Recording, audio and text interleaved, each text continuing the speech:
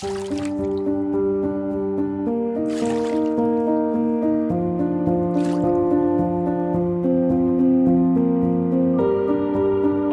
పేరు బస్వ దుర్గబాబు. నేను ఇంచుమించు 30 సంవత్సరాలు బట్టి కలిసి చేస్తాను. టైగర్ నుంచి చేస్తాను. టైగర్లో సంక్షోభం వచ్చిన తర్వాత రైతు బాగా లాస్ అయిన తర్వాత వనామీ ఫస్ట్లోనూ నువ్వు దొరికినంత ఒరిజినల్ సీడు ఇప్పుడు రైతుకైతే దొరకడం లేదంతా నాసిరకం సీడే దొరుకుతుంది. స్టాకింగ్ చేసే ముందు మార్కెట్ ఒకటి చూపిస్తున్నారు.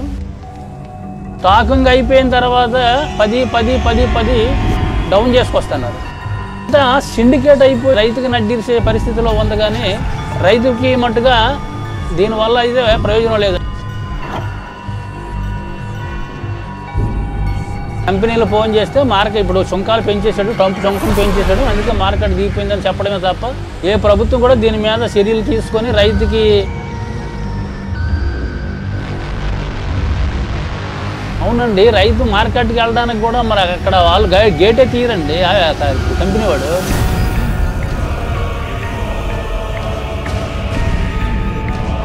సీడ్ వేసిన తర్వాత ఇన్ని లక్షలు మనం సీడ్ వేసామంటే దానికి సీడ్ ఇవ్వాల్సిందే.